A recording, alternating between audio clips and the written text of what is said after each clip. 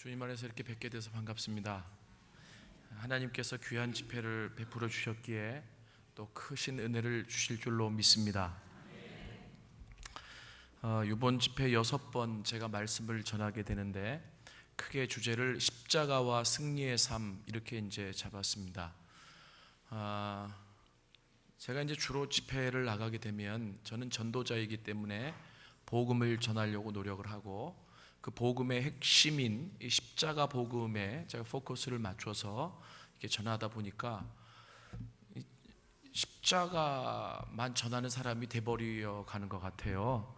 그런데 제가 이 십자가를 전하게 된 이유가 있습니다. 기독교의 핵심이 십자가라고 하는 데는 이의가 없습니다. 이의를 달면 이단이 되니까 절대 다시면 안 됩니다. 그런데 그 십자가에 대해서 얼마만큼 알고 계십니까? 라고 하는 질문은 별개인 것 같아요. 그러니까 십자가가 기독교의 핵심이다 라고 하는 것은 동의를 하시는데 십자가를 얼마만큼 알고 계십니까? 라고 얘기하면 다들 좀 이렇게 대답을 잘 못하시더라고요. 그래서 제가 이 기독교가 좀 고장났구나 이런 생각을 하게 됐습니다. 왜냐하면 기독교는 샤머니즘이 아니기 때문에 믿습니다 해서 믿어지는 종교가 아니거든요. 아는 만큼 믿고 믿는 만큼 역사가 일어나는 종교가 기독교입니다. 그래서 호세아서에 보면 우리가 여호와를 알자, 힘써 여호와를 알자 이렇게 얘기하잖아요. 서로를 이렇게 하니까 벌써 분위기가 아주 샤네요. 긴장하실 것 없이 저는 여러분들이 제자 훈련을 철저하게 잘 받는 건강한 교인들이라고 제가 듣고 마음속에 설레임도 있습니다. 그래서 어떻게 보면 제가 집회하는 교회 가운데서 가장 어떻게 보면 동질감을 느끼고 그리고 제가 조금 더 묵상한 것을 나눈다 이런 생각을 갖고 나왔기 때문에 여러분들이 편안한 마음으로 들으셨으면 좋겠습니다. 하나님이 여러분들이 훈련 받으신 그 기초 위에 더 조금 왜 그렇잖아요. 밥도 집밥만 먹다가 나가서 한번 외식하면 맛있잖아요. 물론 맛집에 가야 되지만 그래서 여러분들이 그냥 외식한다 이렇게 생각을 하시고 여러분들이 들으시면 될 것 같아요. 그런데도 불구하고 혹시 제가 여러분들에게 나눠드리는 말씀들을 통해서 생각하지 못했던 부분인데 이런 생각들이 있으시걸랑 하나님 앞에 결단하고 도전 받으시면 될 것 같아요. 그래서 이 기독교가 그냥 막 모르는 채로 믿으니까 이 문제가 생기는 게 아닌가. 그래서 저는 이 십자가를 연구하게 된 게 전도학 교수인데 왜 십자가를 전하느냐 누가 이렇게 묻는데요. 전도에 대한 오해가 있습니다. 전도는 이 교회 성장의 도구가 아니에요. 문자적으로 풀어도 전할 전자에 길도자 도를 전하는 게 전도고 우리 성결교회 이성복 목사님이 그리고 또 우리 성결교회 대부들이 얘기하기를 기독교의 도를 전해야 될 이유는 기독교의 도, 이 도 하면 복음이 도거든요. 이 복음이 전해지는 곳에 살아나는 역사가 있고 하나님의 나라가 회복되기 때문이다 라고 얘기를 했습니다. 그래서 이 전도학에서는 사람을 어떻게 교회로 데리고 올까를 연구하지 않아요. 그러면 학문이 될 수도 없을 뿐더러 만약에 그게 전도라고 한다면 저 같은 사람보다 더 잘하는 사람들이 있습니다. 다단계 강사들이에요. 어떻게 사람에게 접근해서 어떻게 사람을 포섭해가지고 교회 데리고 올까. 그래서 우리 전도학에서는 기독교의 도라고 할 수 있는 복음을 연구를 합니다. 그래서 이 복음 가운데서도 십자가 복음 그리고 물론 복음은 한 단어입니다. 기쁜 소식이고 그리고 이 복음을 뭐 다른 걸로 이렇게 무슨 복음 복음의 종류가 여러 개가 있는 건 아니지만 그 복음을 구성하고 있는 요소로서의 십자가 그리고 하나님의 나라 이제 이런 기독교의 핵심 진리들을 연구를 하다 보니까 제가 이제 깨달아진 것이 십자가가 기독교의 핵심이라고 하는데 십자가에 관한 지식이 너무 부족하구나 이런 생각을 느끼게 됐고 그래서 제가 미리 여러분들에게 말씀드리기를 이 십자가는 다 알아서 전하는 사람은 없는 것 같고 없을 것 같고 깨달은 만큼 전할 수 있는 것 같아요.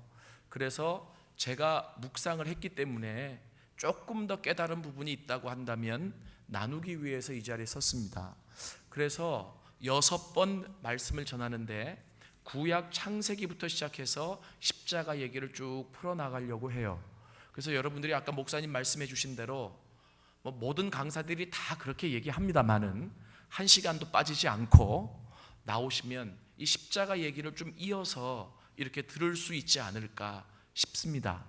그래서 저는 1년에 한 차례씩 십자가 컨퍼런스를 초교파적으로 사랑의 교회 수양관에서 모아서 하는데, 제가 기대를 갖는 것은 뭐냐면 한국교회가 위기다, 그리고 또 많이 힘을 잃어간다라고 얘기를 하지만 본질을 추구하시는 분들이 그렇게 많아요.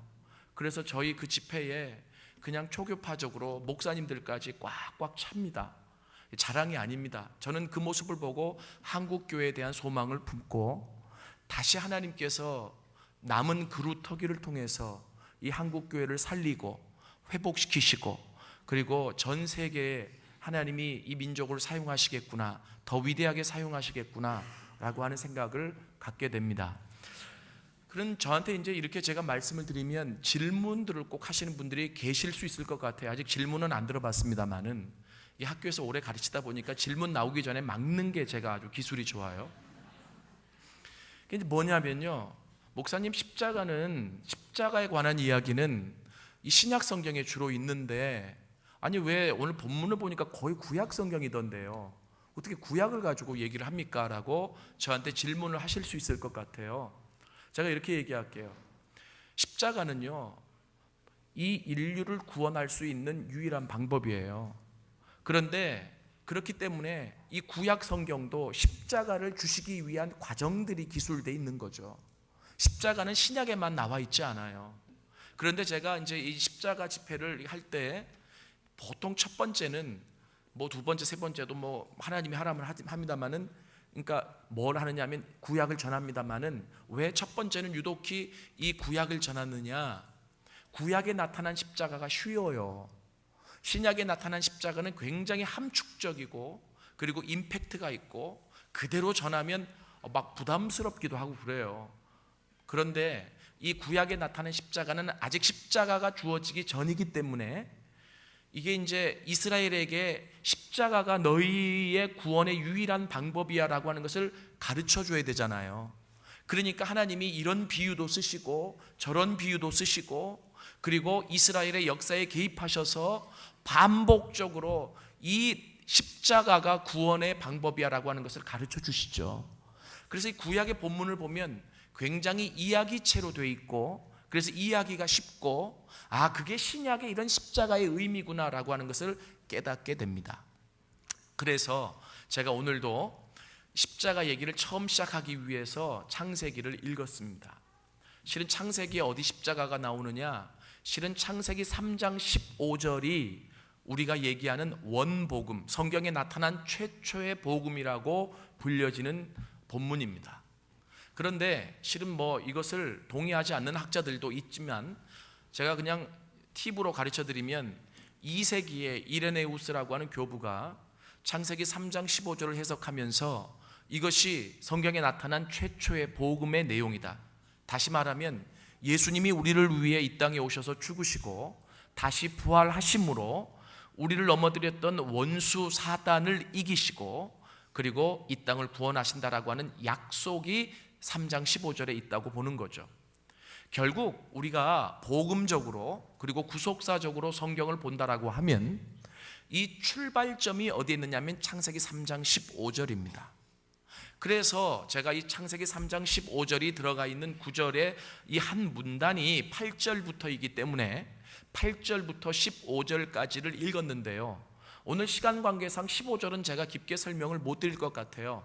그리고 이게 어디가 복음이야? 이 안에 어디 십자가가 있고 어디 부활이 있어? 이제 이렇게 여러분들이 물어보실 수 있는데, 이 15절은 이게 비유적으로 표현되어 있기 때문에 이게 조금 어렵기도 해요. 제가 이따 간략하게 설명을 드리겠습니다만은, 자, 그래서 제가 오늘은 이렇게 좀 설명을 드릴게요. 오늘 첫 번째 시간은 십자가의 시작이 어떻게 됐느냐라고 하는 거죠. 여러분, 제 얘기 잘 들어보세요.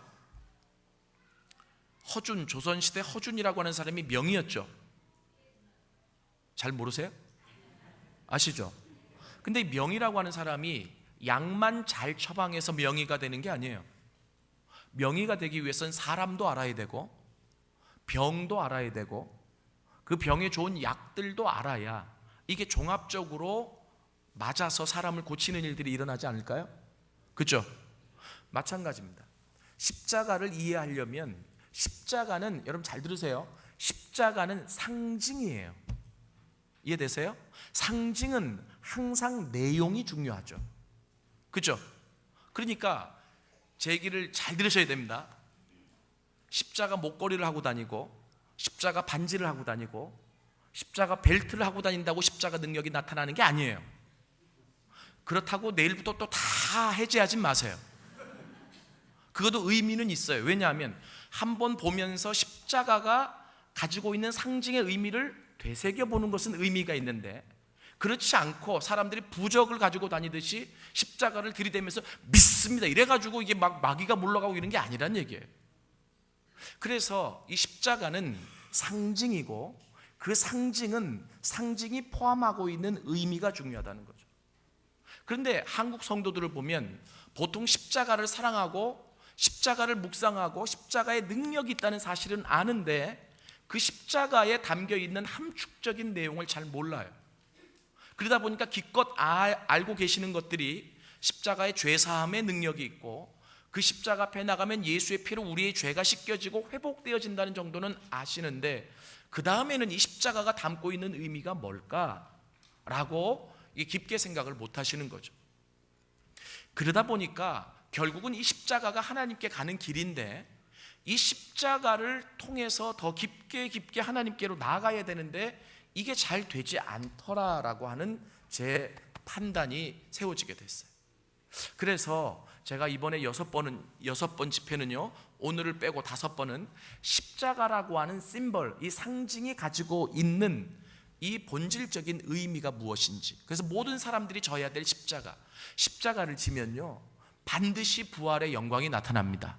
이 십자가와 부활은 같이 가는 거예요. 그래서 제가 여러분들에게 이번에 그 이야기를 좀 나누려고 하는 거죠. 자, 그리고 또 하나 여러분들에게 말씀드리고 싶은 게 있습니다. 그게 뭐냐면 아까 허준 얘기하다 말았는데요, 십자가도 마찬가지로 십자가에 능력이 있는 건 맞는데 십자가가 왜 우리에게 주어졌는지를 알아야 되지 않겠어요? 그죠? 십자가의 카운트 파트너, 다시 말하면 십자가의 상대편, 그러니까 십자가와 이렇게 적대적인 관계에 있는 게 뭔지 아세요? 뭐 때문에 십자가가 나온 줄 아세요? 인간의 죄입니다. 그죠? 그러면 십자가를 깊이 이해하기 위해서는 죄도 알아야 되는 거죠. 왜요? 죄 때문에 십자가가 주어졌잖아요. 만약에 죄가 없었으면 십자가가 없어도 돼요. 이해되세요? 그래서 이 죄 때문에 인간이 타락했죠. 오늘 그 얘기를 좀 하려고 하는 거예요. 저는 창세기 1장, 2장, 3장이 굉장히 중요하다고 생각합니다. 왜냐하면 모든 것의 시작이 담겨 있잖아요. 시작을 알지 못하고 디테일한 것, 이 자세한 것들을 알 수가 없어요. 그래서 저는 이 십자가도 모든 것의 시작이 담겨 있는 창세기 3장으로부터 지금 여러분들과 같이 말씀을 나누려고 하는 거죠. 여러분, 제가 종교개혁 500주년이잖아요 올해가. 그죠? 그래서 제가 여러분들에게 좀 한번 되지도 않는 질문을 한번 좀 던져볼게요. 이 질문을 받고 기분이 나쁘실 수도 있지만 나빠하지 마세요. 그냥 한번 생각해 보세요. 예수 왜 믿습니까? 또 하나 질문 드려볼까요? 예수를 믿는다는 게 어떻게 하는 겁니까? 너무 조용하시네요. 저는 딸이 셋이 있어요. 딸 부자입니다. 저희 큰딸이 제가 결혼을 좀 일찍 해서 지금 대학교 4학년입니다. 큰딸이 대학교 4학년이라고 막 나이를 막 추정하시는데 제가 분명히 결혼을 일찍 했다고 그랬어요. 여러분 보시기보다 제가 굉장히 젊은 사람입니다. 그런데요, 그 큰딸이 대학교 4학년이니까 이제 취업을 막 준비하겠죠. 공부를 더 하라 그러는데도 얘는 공부에 뒤어서 공부를 안 하고 싶대요. 그런데 제가 요즘 큰딸에게 늘 하는 얘기가 있어요. 효진아, 너 예수 잘 믿어야 돼. 그랬더니 얘가 갑자기 우리 아빠가 왜 저런 말을 하지? 그러다가 갑자기 툭 튀어나온 말이, 아빠 저 교회 열심히 안 빠지고 잘 다녀요.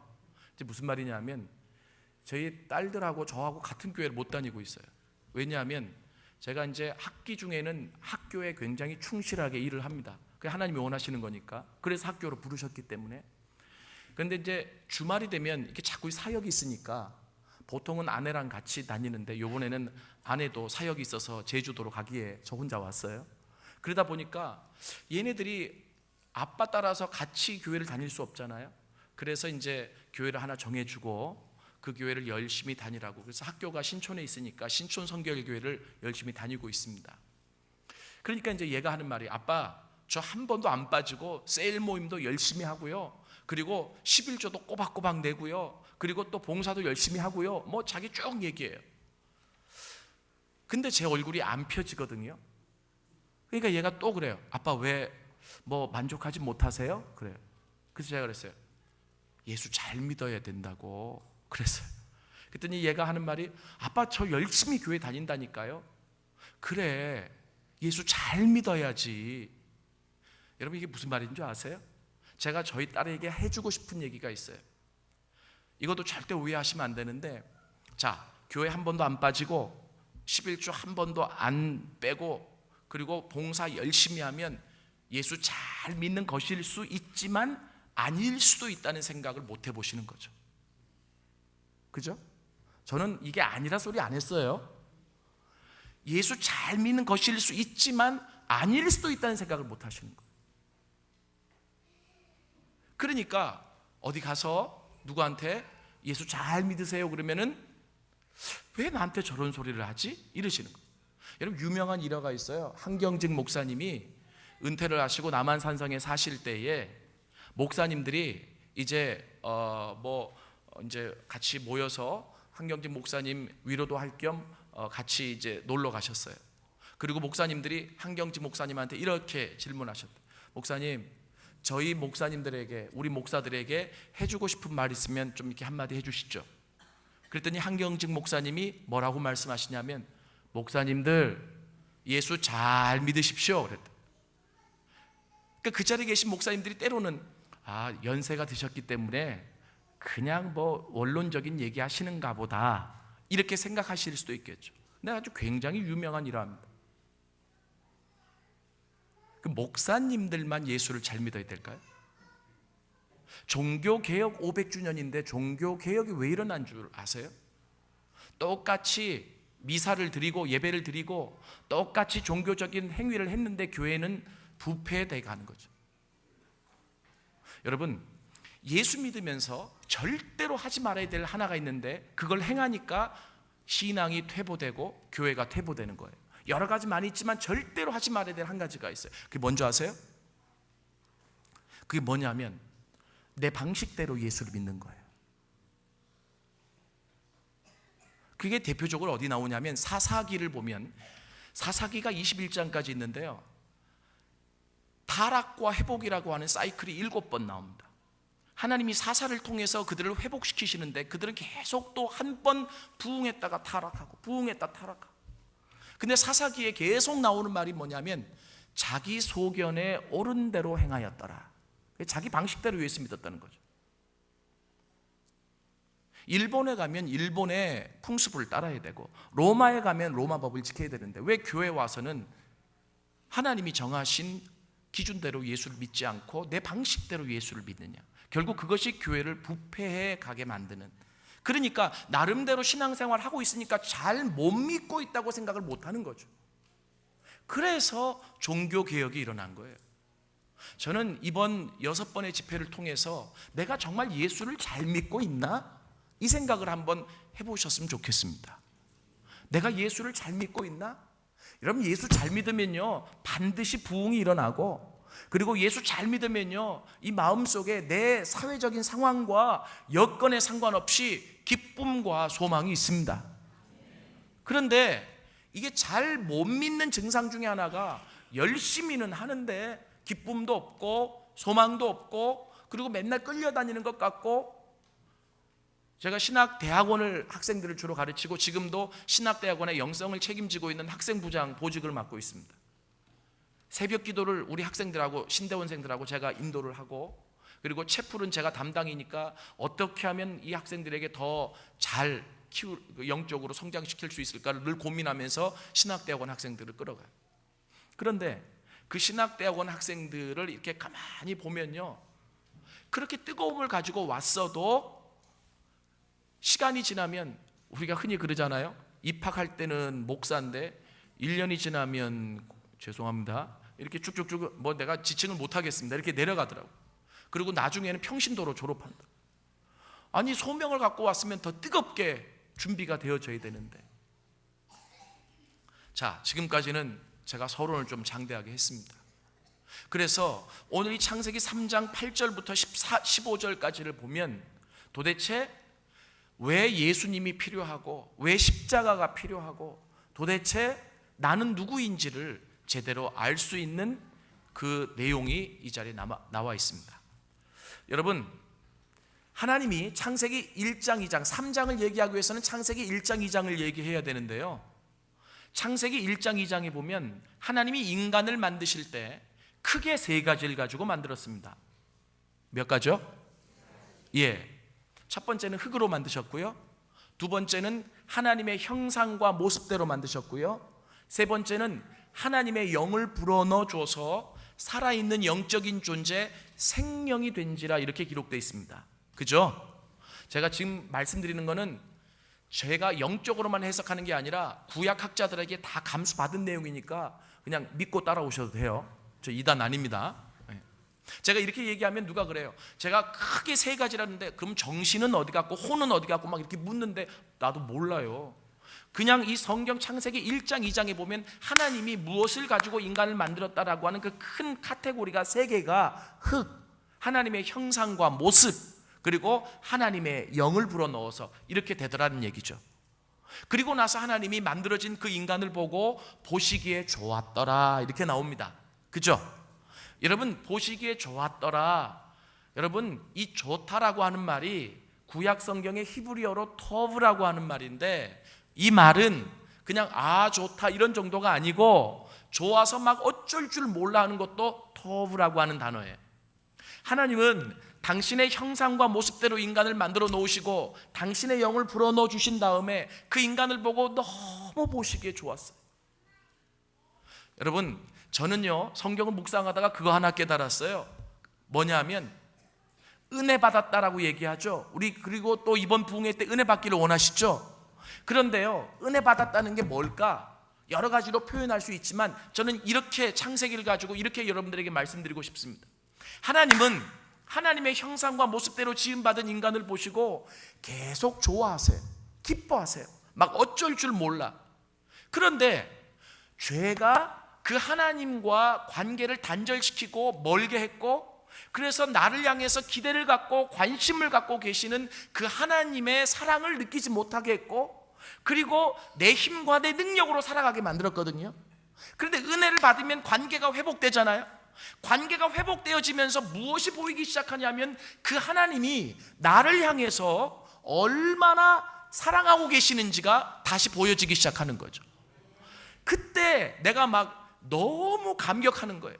나는 하나님 앞에 잘한 게 아무것도 없는데, 나는 하나님 앞에 내세울 게 아무것도 없는데 하나님은 내가 막 좋아서 막 어쩔 줄을 몰라 하시는 거죠. 이게 깨달아져야 돼요. 저는 오늘 저녁에도 그것이 깨달아질 수 있기를 원합니다. 이게 하도김 목사 얘기가 아니라 성경 얘기라니까요. 스바냐 3장 16절을 봐요. 우리 노래로도 나와 있죠. 너의 하나님 여호와가 너의 가운데 계시니 그는 구원을 베푸실 전능자시라. 그가 너로 인하여 기쁨을 이기지 못하시며 너를 잠잠히 사랑하시며 즐거이 부르며 기뻐하시리로다. 아멘. 하나님은요 지속적으로 죄를 지었던 안 지었던 내 새끼이기 때문에 우리 인간을 보시고 그렇게 기뻐하세요. 왜 어르신들이 그러죠? 손주를 보면 눈에 넣어도 안 아프고 주머니에 넣고 다니고 싶다고.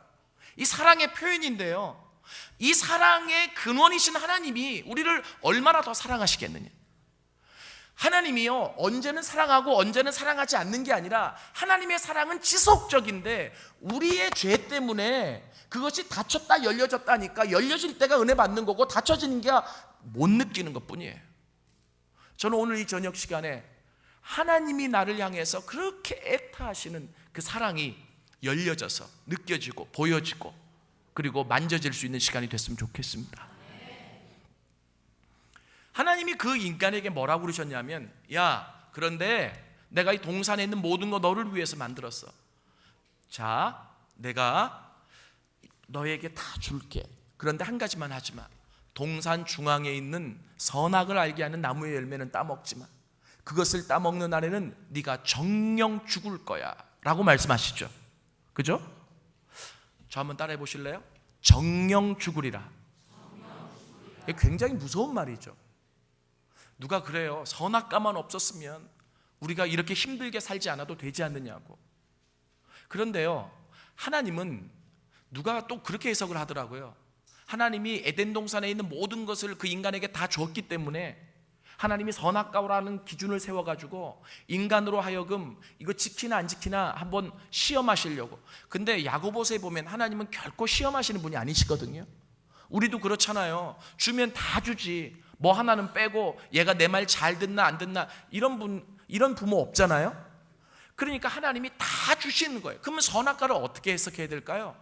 여러분 잘 보세요. 실은 하나님이 인간을 사랑하시죠. 아까 사랑하신다 그랬잖아요. 그 왜 사랑하십니까?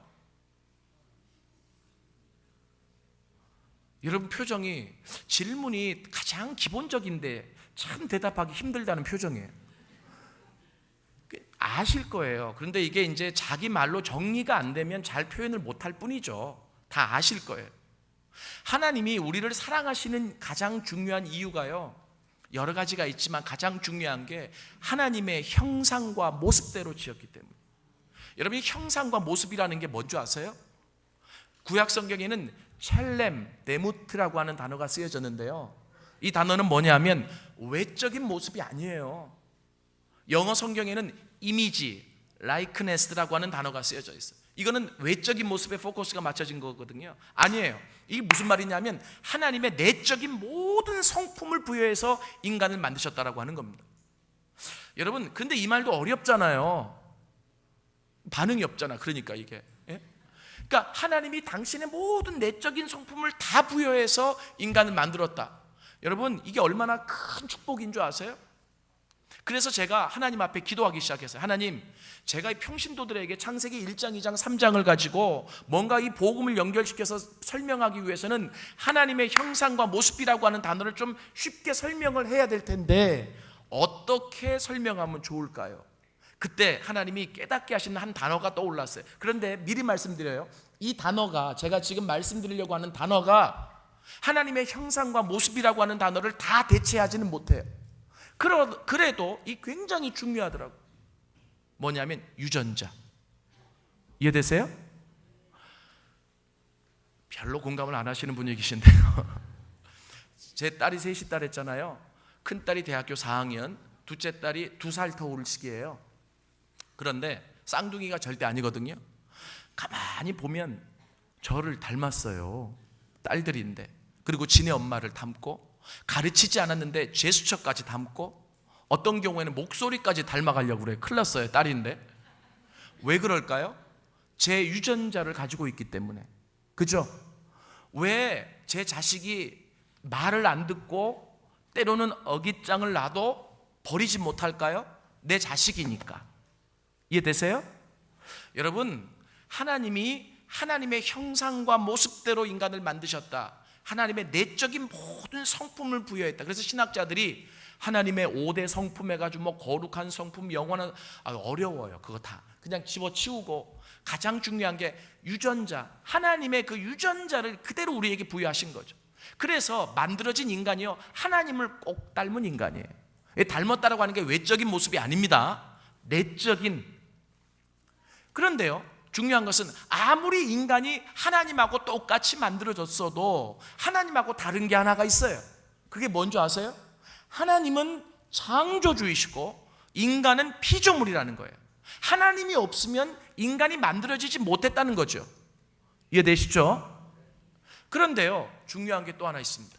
뭐냐면 이 피조물인 인간은 자꾸 하나님처럼 되고 싶은 마음이 이 안에 있다라고 하는 거예요. 하나님은 그것을 아셨어요.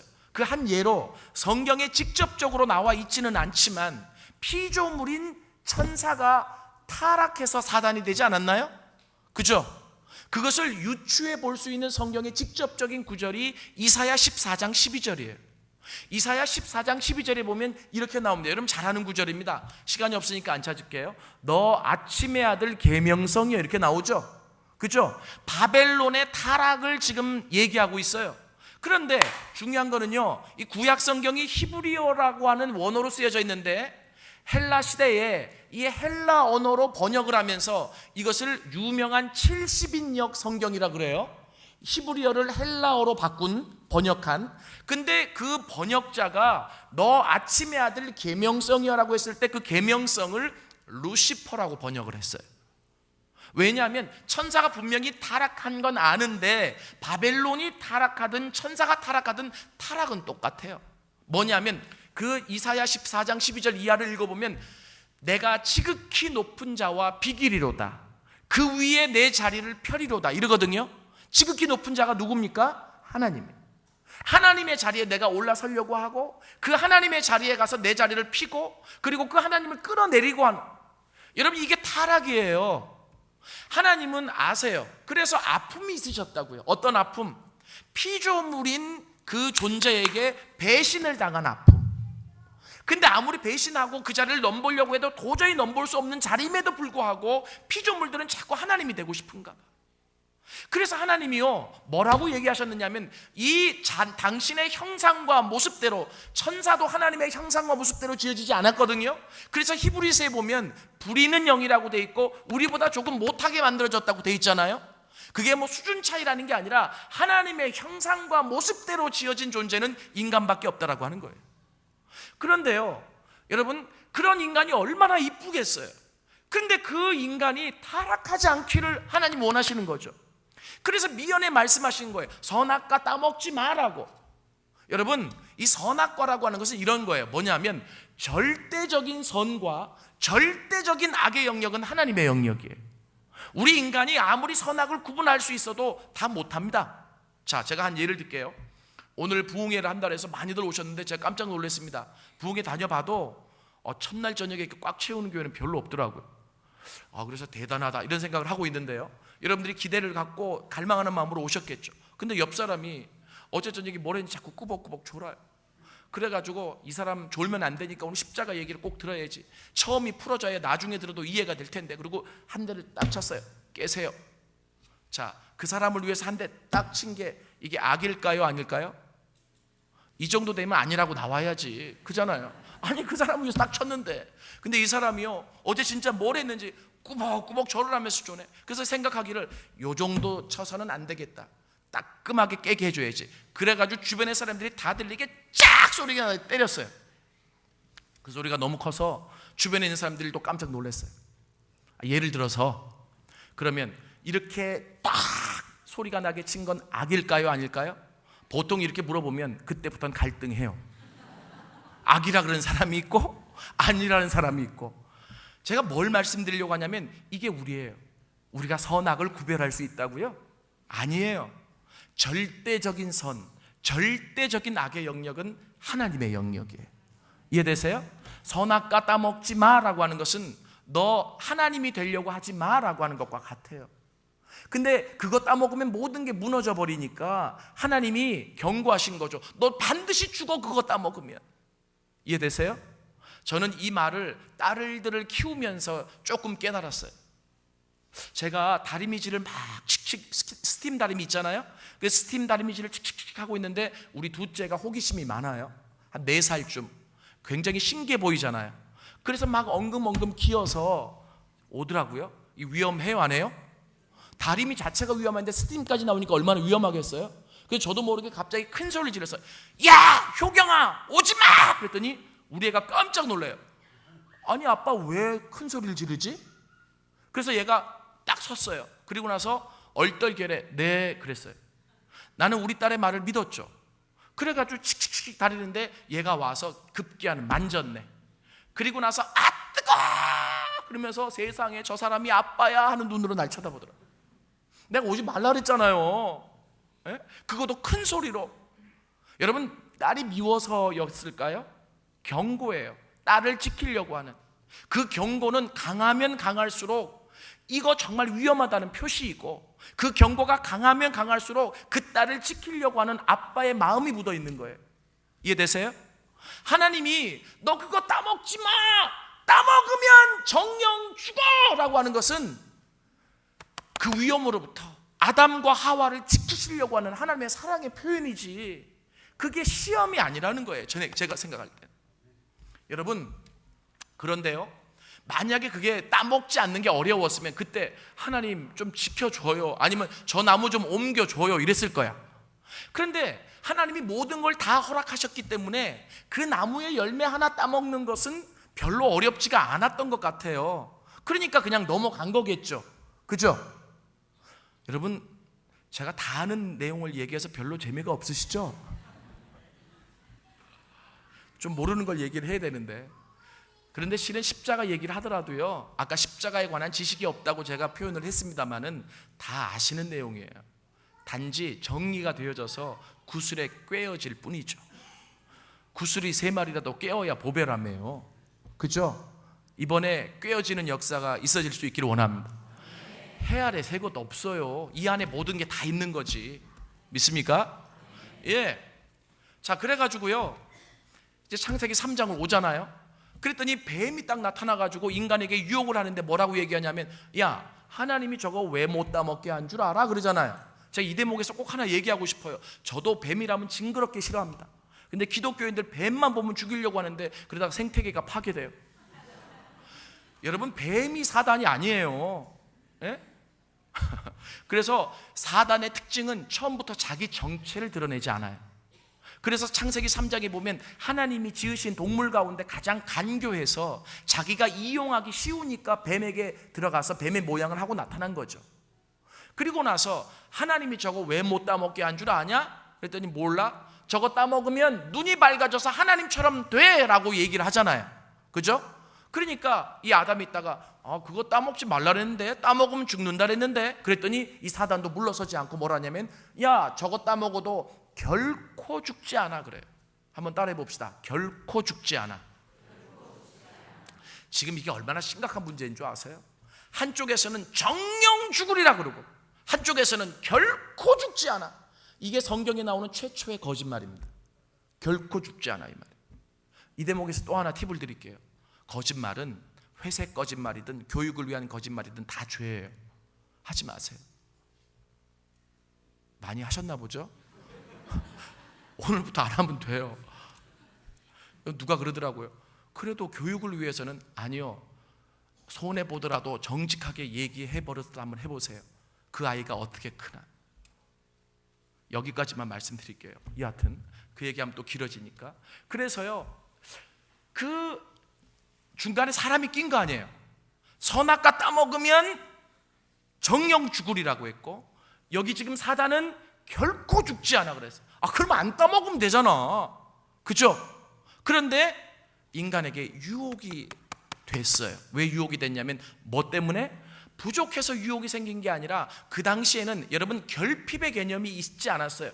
샬롬이라고 하는 것, 여러분 이 샬롬은 어떤 뜻을 가지고 있느냐면, 어떤 하나도 부족함이 없는, 뭐가 나지 않은 완벽한 상태가 샬롬이에요. 창세기 1장 2장은 샬롬이에요. 샬롬. 부족함이 있어서 유혹이, 부족해야 이거 죽게 하면 유혹이 되잖아요. 그죠? 부족함이 있어서 유혹이 된 게 아니라 하나님이 경고하신 것에 대한 유혹이었어요. 뭐냐면 하나님처럼 된다라고 하는. 이해되세요? 그리고 나무 열매를 딱 쳐다봤죠. 쳐다봤더니 먹음직하고 보암직하고 지혜롭게 할 만큼 탐스럽더라. 여러분, 모든 죄가 들어오는 3가지 통로입니다. 그래서 사도 요한은 이 창세기 3장을 머리에 두고 요한일서에서 이것을 이렇게 해석합니다. 육신의 정욕, 안목의 정욕, 이생의 자랑이라고. 이해되시죠? 모든 죄가 이 3가지 통로를 통해서 들어와요. 그러다가 따먹었어요. 그죠? 실수로 따먹은 게 아니에요. 그러다가 갈등하다가 따먹었다는 거죠. 이것은 뭘 의미하죠? 나 하나님이 될 거야, 되고 싶어. 이게 죄예요. 흔히들 성도님들에게 물어봐요. 죄가 뭔 줄 아세요? 그러면 죄는 불순종한 게 죄고요, 조금 또 배운 사람은 하말티아, 그래서 관역을 빗나간 게 죄고요. 틀린 말은 아닌데 잘 모르시고 계시는 거예요. 죄를 성경에서 정확하게 알려면 창세기 3장을 보셔야 되고요, 그리고 이것을 머릿속에 넣고 죄를 조금 깊게 푼 게 로마서 1장 18절부터 마지막 절까지 바울 사도가 푼 정의예요. 그래서 죄를 한마디로 얘기하자면 바로 뭐냐면 하나님이 되려고 하는 게 죄예요. 그래서 신학적으로는 교만이 죄죠. 그래서 잠언에 보면 어떤 말이 나오냐면 교만이 패망의 선봉이며, 그렇죠? 여러분들은 이게 아멘이 쉽게 될지 모르지만 저 같은 사람은, 생각이 많은 사람은 아멘이 쉽게 안 되더라고요. 아니, 노름은 패망의 선봉이면 난 이해가 돼. 노름하다가 패가 망신하는 사람 많으니까, 그죠? 음란은 패망의 선봉이면 이래도 이해가 돼. 근데 교만하면 조금 못이 뻣뻣하고 인사 좀 안 했다고 그게 패망의 선봉인가? 이 교만이 그런 의미가 아니에요. 이 교만 때문에 죄가 시작된 거예요. 이해되세요? 그 높아진다라고 하는 것은 굉장히 위험한 일입니다. 제가 이제 창세기 3장을 쭉 풀어가니까 어느 장로교에서 누가 손을, 이제 세미나 시간이었기 때문에 질문을 했어요. 목사님, 그 선악과가 얼마나 비싼 열매인지 모르겠지만 내가 더 비싸고 맛있는 열매로 좀 이렇게 바꾸면 안 될까요? 그래서 제가 그랬어요. 참 고맙다고. 왜냐하면 그만큼 성경에 관심이 있는 거죠. 우리는, 죄송해요, 우리라 그래서 어떤 사람들은 선악과를 따먹었든 말든 뭐 내가 상관할까 없고 그냥 예수만 믿으면 되지. 아니, 그러니까 제가 묻잖아요. 예수를 왜 믿느냐고요. 예수 믿는 게 뭐냐 지금 묻고 있는 거예요. 그래서 여러분, 선악과 따먹고 한 번 하지 말라고 하는 것을 불순종했기 때문에 인간이 타락했다, 이거는 믿어지지 않아요. 받아들일 수가 없어요. 왜냐하면 아무리 하나님의 성격이 칼 같아도 자기 말 한 번 안 들었다고 인간을 그렇게 패망의 길로, 이런 의미가 아니거든요. 뭐냐면 보세요, 내가 하나님이 되려고 하는 순간 하나님은 나의 라이벌이 돼버리는 거예요. 하나님이 그 자리에서 내려와야 돼, 내가 올라갈 수 있는 거예요. 이해되세요? 그런데 아무리 그렇게 노력해도 그게 안 되는 거죠. 제가 죄가 뭔지를 계속 설명하고 다니다가 한 번은 어느 교회에서 새벽 기도를 하다가, 기도를 깊게 하다가 꿈을 꿨는지 환상을 봤는지 그때는 막 아리까리해요 이게. 그런데 저희 세 딸이 저한테 왔어요. 뭐라 그러냐면, 아빠, 우리가 아빠를 너무 존경한 나머지 우리가 아빠가 되기로 했어요. 그게 뭔 소린가? 그래서 제가 그 딸들에게 그랬죠. 야, 아빠를 존경하면 존경해야지 무슨 아빠가 되냐, 너네 아빠가 될 수가 없어. 그랬더니 아니요, 우리는 아빠를 너무 존경해서 아빠가 될 겁니다. 아이고 웃긴다. 너희들은 아빠의 보호가 필요하고요, 아빠의 용돈이 필요하고요, 아빠의 뒷바라지가 필요하네요. 그랬더니 아니요, 우리는 아빠가 될 거예요. 애들이 단호하게 하고 집을 나갔어요. 그리고 나서 지네 힘으로 사는데 돈이 없으니까 여기저기서 먹지도 못하고, 그리고 막 울고 여기저기 인간관계에서 부딪히고 막 힘들게, 그 모습을 보니까 아빠가 너무 눈물이 나잖아요. 효경아, 효진아, 돌아와. 너희는 아빠가 될 수가 없어. 돌아와. 너희는 아빠의 사랑이 필요하고, 너희는 아빠의 돈이 필요하고, 너희는 아빠의 뒷바라지가 필요한 거야. 애들이 못 들어요. 그러고 나서 깼어요. 이게 되게 이상하잖아. 그래서 하나님 앞에 물어봤어요. 하나님, 도대체 내가 왜 이런 걸 봐야 되죠? 그랬더니 이 내면에 어떤 생각이 드냐면, 너 죄가 뭐라고 다녔냐? 죄는 하나님의 자리에 내가 서는 거야. 이해되세요? 근데 내가 하나님의 자리에 서려고 하는 순간 하나님은 나와 떨어져야 돼. 모든 게 무너지는 거예요. 질서가 파괴되는 거예요. 이해되세요? 하나님이 계셔야 될 그 자리에 내가 올라가서 내 자리를 펴고 하나님과 똑같이 되려고 하는 순간 창조의 질서가 깨어지는 거죠. 가정의 질서가 깨어져서 모든 게 무너지듯이. 이해되십니까? 이 죄는 그렇게 무서운 거예요. 그래서 인간이 타락해서 죽게 됐다 이 말입니다. 여러분, 그런데요, 제가 이제 오늘 얘기하려고 하는 부분이 바로 이 부분인데, 뭐냐면, 그러면 그렇게 죄 짓고 타락해서 죽게 됐을 때, 그러니까 내가 누구인지를 좀 알아야 된다는 거예요. 내가 누구인지 알아야 십자가를 제때 사용하고 그 능력이 드러날 거 아닙니까? 아니, 배 아파가지고 병원에 갔는데 의사가 배 아프다고요? 누우세요. 간호원, 메스. 그래 무조건 배째요?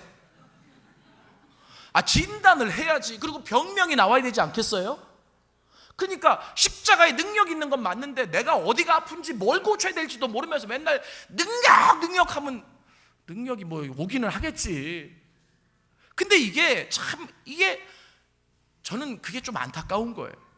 그래서 오늘 이 말씀을 보면서 내가 어떤 존재였는가, 나는 어떻게 해서 타락하게 됐는가, 하나님은 나를 향해서 어떤 마음을 가지고 계시는가, 왜 아들 예수를 우리에게 약속하셨는가 좀 보시라는 거죠. 제가 이 정도 얘기하면은 그 다음에 나오는 질문이 있습니다. 목사님, 근데 아무리 그래도 하나님이 인간이 그렇게 실수해서 따먹었잖아요. 한 번은 기회를 줘야죠. 어떻게 그냥 내쫓아요? 이런 질문이 나와요. 그럼 제가 그분에게 이렇게 얘기합니다. 정말 고맙습니다. 그렇게 관심을 가져주셔서. 근데 성경에 보니까 인간이 타락하고 하나님이 그냥 내쫓지 않았어요. 오늘 성경에 보니까 하나님이 그들을 찾아가셨네요. 이해되십니까? 왜 찾아갔을까요? 야단치려고? 혼내려고? 아니에요. 회복하시려고. 믿습니까? 그래서 이것을 어떻게 이름 붙일 수 있느냐면 성경에 나타난 최초의 전도입니다. 이게 전도. 죄 짓고 타락해서 죽게 된 인간을 하나님 찾아가시는 거죠. 전도의 모델이 여기에 있어요. 그리고 제가 이 대목을 또 어떻게 붙이냐면 구약에 나타난 최초의 십자가 사건이라고. 아까 십자가는 상징이라 그랬죠? 그 십자가의 본질적인 의미가 뭔지 아세요? 내려놓음이에요. 자기 포기예요. 오늘 이 대목에 보면 하나님이 죄 지은 인간을 찾아가시는데 한 번도 야단치지 않아요. 그리고 타락한 인간의 수준에 맞추어서 대화를 해주세요. 그리고 그 인간이 회복되어질 수만 있다면 나는 어떻게 해도 좋다라고 하는 마음을 갖고 찾아가십니다. 자기를 다 비운 채로, 자기를 다 내려놓은 채로 하나님 찾아가시죠. 이게 십자가라는 거예요. 이해되십니까? 여러분, 오늘 8절 한번 보세요. 거기 보면 그들이 그날 바람이 불 때 이렇게 나오죠. 저는 여기에서 그날이라고 하는 단어가 굉장히 중요하다고 생각합니다. 제가 좀 예민해서 미리 말씀드릴게요. 제가 지금 이제 8절 들어갔잖아요.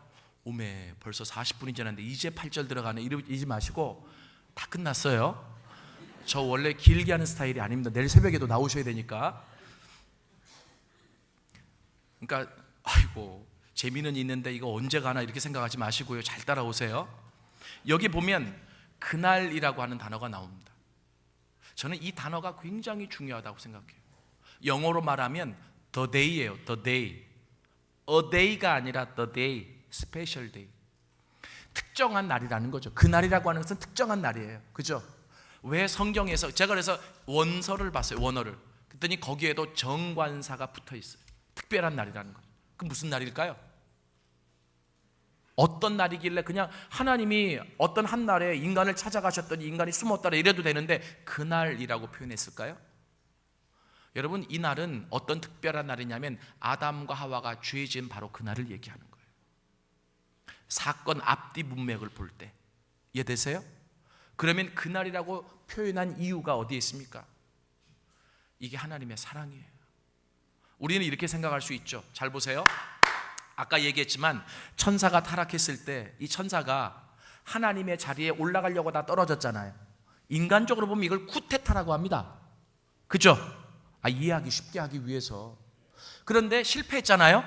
실패를 했는데 하나님의 형상과 모습대로 하나님하고 똑같이 지어진 인간에게 가서 둘이 손을 잡고 같이 쿠데타를 또 한 사건이 지금 선악과 따먹은 사건이야. 인간적으로 해석하자면. 그죠? 그럼 하나님 마음이 얼마나 힘들겠어요. 지 혼자 쿠데타해도 마음이 아플 텐데 나를 쳐부시고 올라오려고 했던 세력과 손을 잡고 다시 쳐들어 올라오니 하나님 마음이 굉장히 힘드셨을 거예요. 그래서 우리가 하나님이 인간을 찾아가셨어도 한 2, 3일 지나고 찾아갔을 거다 이렇게 생각할 수 있죠. 그런데 하나님은 인간이 죄짓고 타락해 죽게 됐다라고 알게 된 바로 그날 즉시 찾아가셨다는 얘기예요. 이게 기독교입니다. 기독교는 하나님이 먼저 찾아가시는 종교예요. 그 하나님이 먼저 찾아와서 기다리시는 종교예요. 오늘도 여러분들이 은혜 받기 위해 나름대로 다 회사도 일찍 마치시고 준비하고 오셨겠지만 하나님이 먼저 와서 기다리고 계십니다. 우리 가정 예를 들어도 알아요.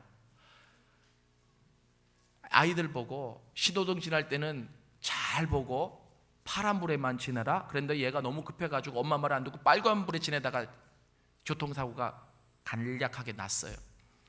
그러면 애가 많이 다치지 않았기 때문에 마음은 놓이지만 그 아이를 막 야단칠 수 있잖아요. 그죠?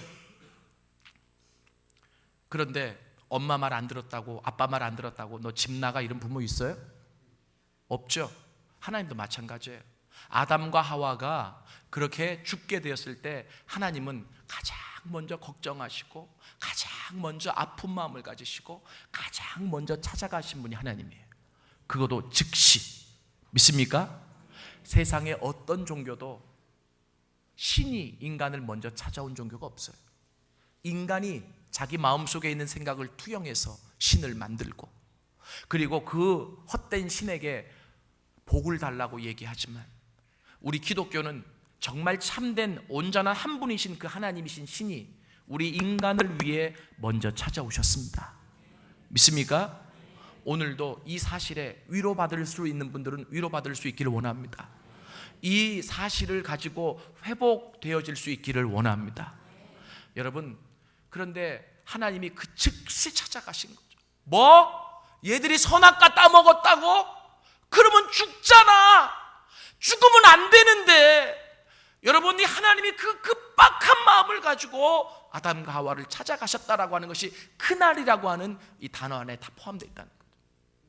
그런데 실은 하나님이 찾아오시는 소리를 듣고 아담과 하와가 하나님을 피해 숨어버렸네요. 여러분 한번 보세요. 이거는 하나님에 대한 또 다른 모욕이에요. 왜냐하면 아니 시골에서 부모님이 올라오신다고 하는데 부모님 만나면 힘드니까 며느리랑 같이 비밀번호를 바꿔버려. 이거 모욕 아니에요?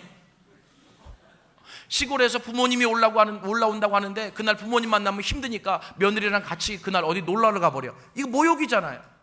하나님이 찾아오시는데 그 하나님 앞에 먼저 찾아가서 날 좀 용서해달라고, 나를 회복시켜달라고 외쳐야 될 인간이 죄 때문에 하나님이 찾아오시니까 숨어버린 거예요. 하나님은 아세요. 여러분 그렇게 모욕감을 받았어도 하나님이 당신의 권능과 정의로움과 공의로움을 가지고 야 내가 누구인지를 아느냐 이랬으면 인간 벌써 죽었네요. 그런데 하나님이 당신의 모든 위험은 다 내려놓으셨어요. 한낱 평범한 인간의 수준에 맞추어서. 왜요? 그래야 그 인간을 회복시킬 수 있으니까. 그래서 숨어버린 인간을 포기하지 아니하시고 하나님이 뭐라고 말씀하시냐면 아담아 네가 어디 있느냐라고 물어보십니다. 여러분 제가 한번 물어볼게요. 아담이 지금 어디 숨어 있는지 하나님이 아실까요? 모르실까요? 아십니다. 그렇죠? 근데 왜 물어보셨을까요? 하나님은 전지하시니까 다 아세요. 근데 물어보신 이유가 있어요. 왜 그러냐면 이 질문이 담고 있는 의미가 있기 때문이에요. 하나님을 피해 숨어 있는 아담. 자 보세요. 누구를 피해서 숨어 있다라고 하는 그 자체가 두려운 거 아닙니까?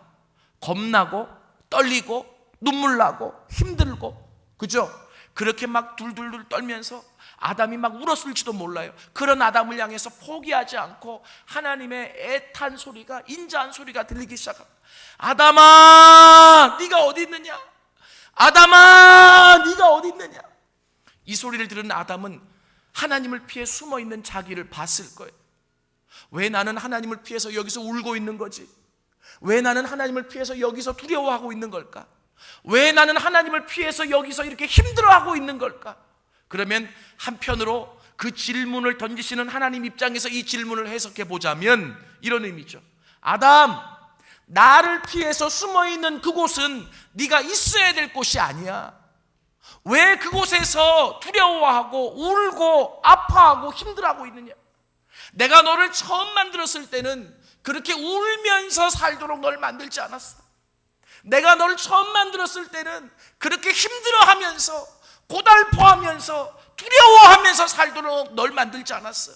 지금 네 눈에 눈물이 있다는 것은, 네 마음에 두려움이 있다라고 하는 것은, 너의 삶에 어려움이 있다라고 하는 것은 뭔가 내가 처음에 만들어 놓은 모습이 고장났다는 거야.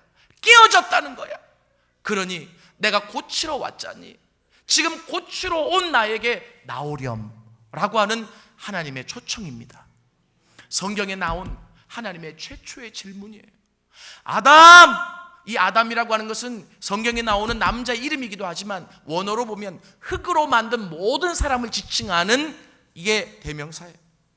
그러면 여기서 아담아라고 했을 때는 우리 모두를 지칭하는 거죠. 네가 어디 있느냐? 오늘날 교회가 세상을 향해 전도해야 될 이유도 여기 있다는 거예요. 이 질문을 가지고 나가는 거죠. 실은 아무리 돈이 많아도, 아무리 지위가 높아도, 아무리 많이 배웠어도요, 인간은 고장난 존재입니다. 그래서 한꺼풀만 베껴보면 울고 싶은 마음이 꽉 차 있어요. 한꺼풀만 베껴보면 힘들고 어려운 마음, 남편에게도 말하지 못하고 아내에게도 말하지 못하고 나 혼자 꿍꿍거리는 마음, 누군가 이 부분을 풀어줘야 되지 않느냐 이 말이에요. 누가 풀어줄 수 있습니까? 누가 들어줄 수 있습니까? 누가 해결해 줄 수 있습니까? 우리를 창조하신 하나님밖에 없습니다. 믿습니까? 오늘 이 시간에도 예수를 믿지만 내 연약함 때문에, 그리고 나의 죄된 뿌리가 드러나서 힘들고 어렵고 눈물이 있는 인생이 있다면 오늘 이 하나님의 음성에 반응할 수 있기를 원합니다. 하나님, 내가 여기 있습니다. 하나님, 내가 여기 있습니다. 하나님, 나를 좀 고쳐주십시오. 여기 어르신들이 많이 계신데 고장난 인간이라고 표현해서 죄송합니다만, 제가 왜 그렇게 표현하냐면, 아까 제가 뭐라고 말씀드렸느냐면, 인간을 크게 하나님이 세 가지를 가지고 만드셨다 그랬죠. 흙, 하나님의 형상과 모습, 그리고 하나님의 영을 넣으셔서, 그죠? 근데 인간이 죄를 짓고 나서 어떤 일이 발생됐느냐면 하나님의 영이 떠나가 버렸어요. 그죠? 이걸 어떻게 아느냐? 예수 믿고 구원받은 것을 우리가 중생했다 이렇게 표현하잖아요. 중생이라는 단어가 뭐냐면 떠나갔던, 죄 때문에 떠나갔던 하나님의 영이 다시 들어오시는 사건이 중생이에요. 그리고 하나님의 형상과 모습이 깨어져 버렸습니다. 그래서 인간이 육신의 죽음을 경험하는 거죠. 원래는 하나님처럼 영원한 존재로 살게 만들어졌어요. 이해되세요? 그래서 우리의 고향은 이 땅이 아니라 영원이에요. 믿습니까? 그 영원성이 모든 사람들에게 흔적으로 남아있다고요. 그래서 아무리 돈이 많은 사람도, 아무리 떵떵거리며 살아가는 사람도 뭐라고 얘기하냐면, 야, 공허하다 이런 소리 하잖아요. 그게 영적인 외침이에요. 이 세상에서 가장 똑똑하고 가장 잘 살고 가장 위대했던 사람 중에 한 사람이 솔로몬이에요. 그렇죠? 여러분들이 솔로몬에 대해서 얘기하면 상상을 초월합니다. 그의 명성이 얼마나 위대했는지, 그가 얼마나 부유하게 살았는지.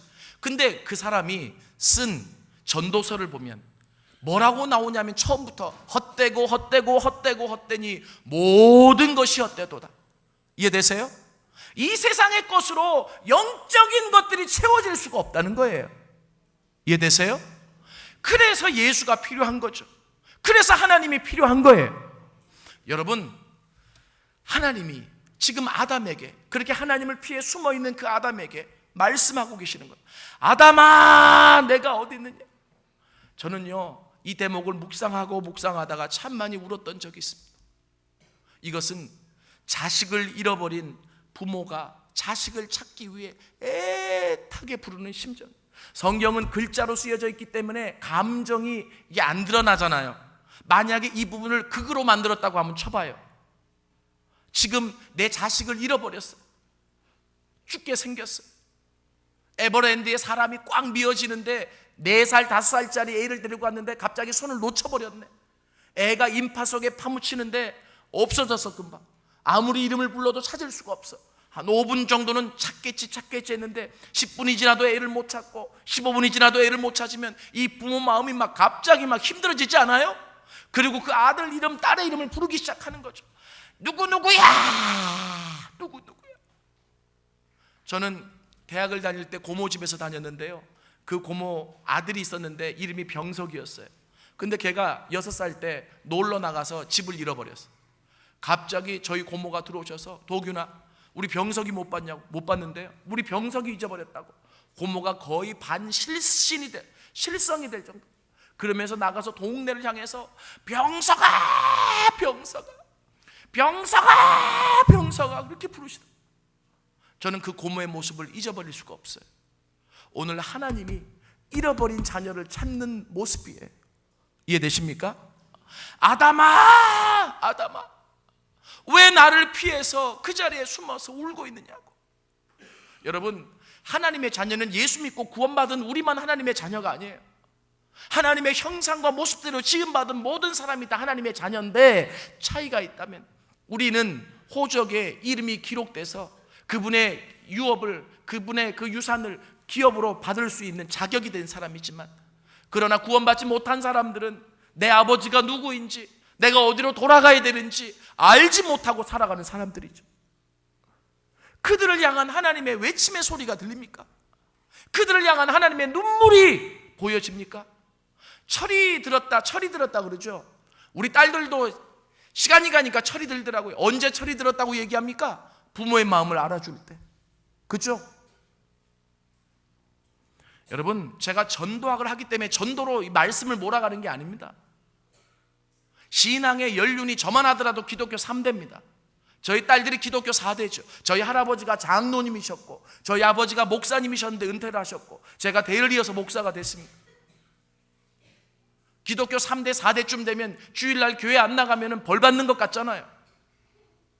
그런데 중요한 것은 하나님을 피해서 숨어 있는 곳이 어디인지를 알지 못하며 살아가면 세상 사람과 다를 바가 없다는 거죠. 적어도 기독교 3대, 4대쯤 내려오면 그 하나님의 마음을 좀 헤아려서 철이 든 행동을 해야 되지 않느냐 이 말이에요. 여러분, 제가 요 예화를 하나 들고 말씀을 좀 마무리하려고 합니다. 저에게 전화가 왔어요. 하도규 목사님이시죠? 예. 여기 제주도인데 주일날 좀 내려오셔서 설교를 해주실 수 있습니까? 그래서 제가 그랬어요. 죄송합니다만 저희 교단은 아닌 것 같은데 어디시죠? 그랬더니 목사님이 십자가라는 책을 쓰셨죠? 예. 그 책을 읽고 은혜를 받아서 좀 모시려고 합니다. 그러니까 이 독자가 오라는데 또 안 내려갈 수 없잖아요. 그래가지고 가겠다고. 그리고 이제 제주도를 내려가서 주일날 예배를 드리는 장소를 딱 가봤더니 골프장 사무실이에요. 개척을 준비하시는 분들 한 30분이 모였더라고요. 근데 그분들이 누구냐면 우리나라 뭐 회장님들 여러분하고 또 중소기업 사장들하고 가족들. 그 왜 이렇게 모였나 싶었더니 어느 교회를 다니는데 그 교회가 문제가 있어서 깨졌어요. 그래가지고 이분들이 건강한 교회를 만들겠다고 따로 모여서 사도행전 29장을 쓴다고. 나는 그렇게 하면 써지는지 모르겠지만 하여튼간 29장을 쓴다고 모여가지고 뭐 이렇게 건강한 교회를 만들겠다고. 그래서 그분들이 이제 돈이 있으니까 자기들이 원하는 사람들, 시간이 맞는 사람들을 불러다가 예배를 드리는 이제 그런 곳이었습니다. 뭐 그러나 마나 저는 이제 가서 복음을 전하기 위해 창세기 3장을 가지고 아담아 내가 어디 있느냐라고 하는 이 질문을 가지고 제가 말씀을 전하기 시작했죠. 그리고 이제 제가 서울에 올라가려고 딱 그러는데 저를 초청해 주셨던 그 장로님, 회장님이 저를 딱 붙잡고 그래요. 목사님, 다음 주에 한 번 더 내려와 주실 수 있습니까? 그래서 시간을 보니까 가능하더라고요. 예. 그랬더니 목사님 다음 주에는 토요일 날 오셔서 우리 집에 좀 주무시고 교제를 좀 해주시면 안 될까요? 그래서 제가 주섬주섬 하니까 그래요. 한라산에 800고지가 사람이 살기가 가장 좋은 높이래요.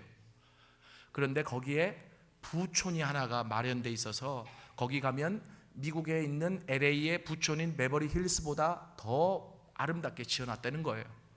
그러니까 일반인이 못 들어오는데 목사님 저희 집이니까 초청하겠습니다. 그러니까 시간을 좀 내서 가보고 싶더라고요. 저도 인간인지라 그래서 예 그럼 가겠습니다. 그리고 이제 갔죠. 가서 교제를 하고 식사를 하는데 이분이 저한테 그래요. 목사님, 지금은 하나님이 축복하셔서 우리 회사가 의료기기를 만들어내는 회사인데 전 세계에 우리 회사가 만든 기기를 70%가 사용합니다. 그러니까 굉장한 거죠. 그런데 제가 청년 때 너무 예수 때문에 가슴이 뜨거워가지고 그냥 막 사람만 보면 복음을 전했대요. 그래서 비구니에게 전하다가 뺨도 맞고 그리고 또 중에게 전하다가 막 돌로 막 매 맞을 뻔도 하고. 그런데 목사님 그때 제가 폐가 안 좋아서 포터블 산소 호흡기를 가지고 다녔대. 그래도 사업도 이게 잘 될까 말까 막 무너질 수도 있는. 그래서 막 앞이 불투명한데, 건강도 사업도. 근데 이 마음만큼은 너무나 뜨거워서 그렇게 전도를 했다는 거죠. 그런데 그때는 이 마음속 깊은 곳에서 우러나오는 찬양이 있었대. 여러분 왜 그런 거 있잖아요. 은혜 받고 나면 내가 부르려고 하지 않았는데 계속 찬양이 막 흥얼거리면서 이게 어디서 나오는 찬양이야? 그죠? 그런 찬양이 있었다는 거예요. 그런데 어느덧 하나님이 건강도 어느 정도 고쳐주시고, 그리고 이 기업도 이렇게 성장시켜 주셔서 나름대로 더 많은 일도 하지만, 그런데 목사님, 제가 그 찬양을 잃어버렸습니다. 나는 그 맛을 알기 때문에 하나님이 원하시는 일을 하지 않고는, 내가 영적으로 그렇게 깊게 회복되지 않고는 못 살 것 같은데, 지난주에 목사님이 그 설교를 하실 때에 아담아 내가 어디 있느냐라고 하시는 그 하나님의 질문이, 나는 나름대로 열심히 예수를 믿는다고 하지만 하나님을 피해 숨어있는 내 또 한 모습을 보게 됐습니다. 목사님, 하나님을 피해 숨어있는 그 부분이 드러나서 다시 찬양이 회복될 수 있도록 나를 위해서 기도해 주십시오 그러더라고요. 저는 말씀을 이렇게 전하지만 그 말씀을 그렇게 받아들여서 어린아이처럼 순수하게 저한테 기도해 달라고 무릎을 꿇으시는 그 장로님이 참 위대해 보였습니다. 그리고 그렇게 살아가고 실천하는 사람이 위대한 거 아닙니까? 그래서 제가 같이 무릎을 꿇고 그리고 같이 울면서 그냥 기도했습니다. 하나님, 이분이 이 말씀에 이렇게 반응을 하는데 하나님, 정말 그 영혼의 극히 깊은 곳에서 울려 나왔던 찬양이 회복될 수 있도록 해주십시오. 그리고 나서 그 다음날 주일날 아침에 그 주변에 산책을 하는데 뭐 의도적이었는지 회복이 됐는지 모르지만 찬양을 계속 부르시더라고요.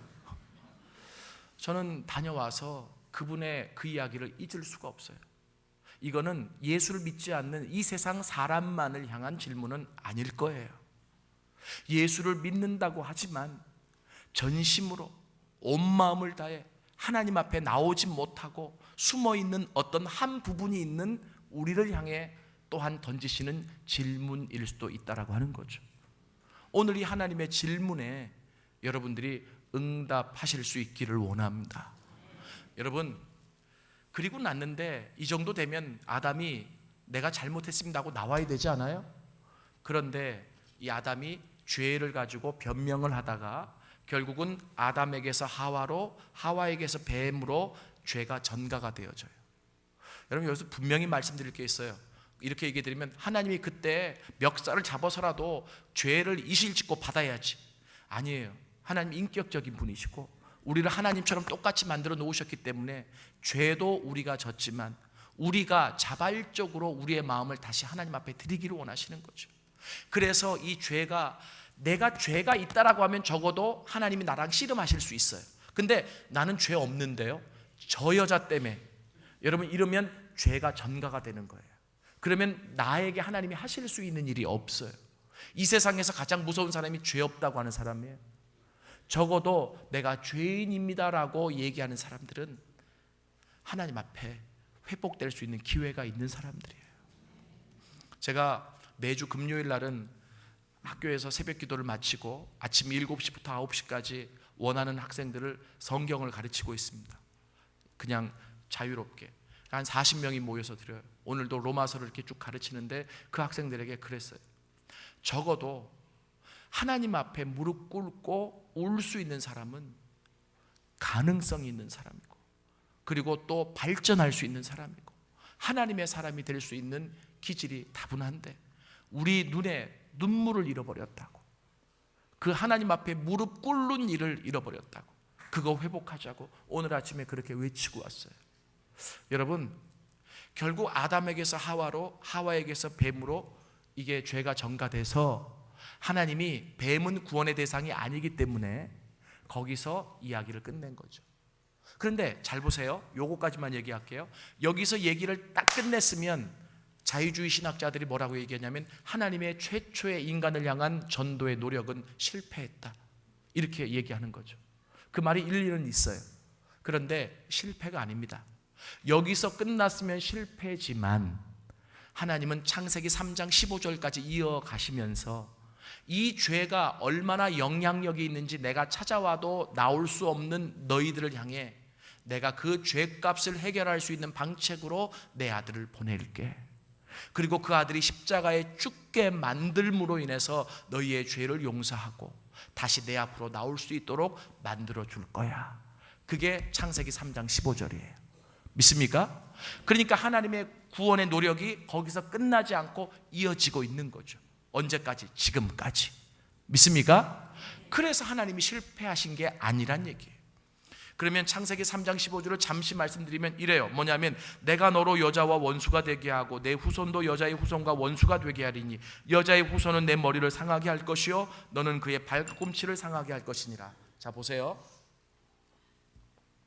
간단하게만 말씀드릴게요. 이게 비유적으로 은유적으로 표현되어 있거든요. 여기서 너라고 하는 것은 뱀이고요. 그리고 또 여자의 후손은 동정녀 마리아에게서 나타날 예수님을 가르치는 거예요. 그런데 이 둘이 싸워요. 왜 싸워요? 예수님, 동정녀 마리아에서 나올 메시아 예수님은 사단의 세력을 멸하기 위해 오시는 분이에요. 믿습니까? 이게 요한일서에 나와 있어요. 예수님이 오신 목적 중에 하나가 사단을 멸하시기 위해서. 그러니까 둘이 싸워요. 싸우는데 거기에 뭐가 나오냐면 여자의 후손은 네 머리를 상하게 할 것이요. 그렇죠? 여기 여자의 후손이라고 하는 이 후손이라는 말이 히브리어로 제라라고 하는 말인데 씨앗이라는 거예요. 그래서 남자를 알지 못하는 여자의 씨앗에서 메시아가 나온다. 그래서 여기에 뭐가 나오면 최초의 동정녀 탄생이 예언되어 있습니다. 여기. 그래서 여자의 후손은 네 머리를 상하게 할 것이요 너는 그의 발꿈치를 상하게 할 것이니라. 여기서 머리를 상하게 한다라고 하는 것이 부활을 나타내고 그리고 이 뱀이 여자의 후손의 발꿈치를 물어 이 상처를 입히는 것이 십자가의 죽음을 예표하는 거예요. 왜 그런지 말씀드릴게요. 뱀 잡아보셨어요? 저는 뱀 잡아보지는 못했지만 잡는 걸 많이 봤어요. 저희 아버님이 늦게 신학을 하셔가지고 처음 임지로 가신 곳이 어디냐면 아무도 안 가는 전기도 안 들어오는 깡촌에 교회가 이제 곧 무너진다는 소리를 듣고 하나님의 교회가 문을 닫으면 안 된다는 일념으로 당신들의 가족을 데리시고 그 힘든 곳으로 가셨어요. 그래가지고 그곳에 딱 갔는데 그곳이 어디냐면 충북의 월악산 밑에 월악성결교회라는 곳이에요. 아이고. 그런데 갔더니 야 하루에 한 번 버스가 오고 약국도 없고 완전히 뭐 가게도 하나밖에 없고 저는 정글의 법칙을 그때 다 했어요. 모든 간식은 산에서 다 해결하고 막 이랬죠. 그런데 뱀이 그렇게 많아요. 여러분 옛날에는 이 마룻바닥이었잖아요 교회가. 근데 이게 마루 송판으로 해놨거든요. 옹이가 있잖아요. 그 옹이가 똑 떨어지면 구멍이 생기죠. 막 찬양을 하는데 그 구멍으로 뭐 나무가 하나가 올라와요. 꼿꼿하게. 보면 뱀이야 이게. 그러면 어떻게 하면 되냐면 그 위에다가 방석을 딱 덮으면 돼. 더 할 방법이 없어요. 뭐 바닥을 뜯을 수도 없고. 왜냐하면 걔는 손도 없고 발도 없으니까 머리만 못 올라오게 하면 되거든. 시골에 물이 얼마나 좋아요. 멱을 감다가 갑자기 뱀장어 같은 게 나타나면 물뱀이야. 그럼 막 철수하고. 거기는 다 돌로 화장실을 만들었는데 화장실에 일 보다가 위에서 뭐가 꿈틀꿈틀 내려오면 뱀이야. 그럼 막 옷도 못 올리고 도망가고. 전국의 땅꾼들이 뱀 잡으러 다 왔어요. 저는 모든 종류의 뱀을 거기서 다 본 것 같아요. 그런데요 뱀 잡는 방법을 제가 가르쳐 드릴게요. 나중에 잡을 일이 생기시면 뱀이 지나가잖아요. 그럼 같이 보조를 맞춰서 걸어가 줘야 돼. 그러다가 어느 한순간 결단을 해야 됩니다. 그리고 발을 들어서 지그시 대가리를 콱 밟아주는 거죠. 그러면 얘는 손도 발도 없잖아요. 그럼 꼼짝 못해. 꼬리만 떨어. 그러면 손에 장갑을 딱 끼고 그 대가리를 딱 잡고 자루에 딱 넣으면 5만 원. 이렇게 되는 거예요 이게. 제가 그 뱀 잡는 걸 참 많이 봤어요. 아 그리고 나서 복음을 깨닫고 창세기 3장 15절 읽는데 이게 그 얘기구나. 뱀은요 머리가 상한다라고 하는 것은 이게 모든 게 초전박살나는 거예요. 여러분 제가 물어볼게요. 예수님의 부활이 왜 기뻐요? 근데 제가 이렇게 물어봤더니 누가 그러더라고요. 살아났으니까 기쁘죠. 아 그렇죠. 그런데 예수님의 부활이 왜 기쁘냐면 여러분 잘 아셔야 돼요. 예수님의 부활은 사단의 모든 세력을 다 이기신 날이에요. 믿습니까? 그래서 우리가 찬양하잖아요. 원수를 다 이기고 무덤에서 살아나셨네. 그죠? 사망아 네가 쏘는 게 어딨냐 찬양하잖아요. 근데 우리 전도사님들은 부활절이 가장 힘들대. 새벽부터 나와서 저녁까지 막 일하니까 막. 그래서 제발 그 일하는 것 때문에 힘들다고 얘기하지 말고 사망의 모든 권세를 다 이기셨어요. 그래서 예수에게만 붙어 있으면 우리는 항상 승리입니다. 믿습니까? 그 예수에게 온전히 붙어 있지 못하니까 이 사단이 그냥 껄쩍껄쩍하니까 넘어지고 아프고 힘들고 이러는 거지.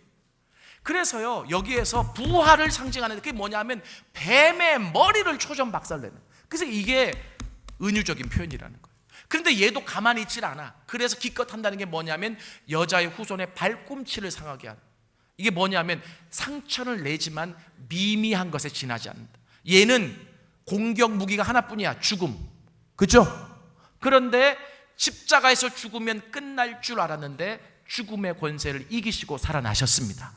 그래서 이게 예수의 부활과 십자가가 창세기 3장 15절에 딱 약속되어 있는 거예요. 자, 보세요.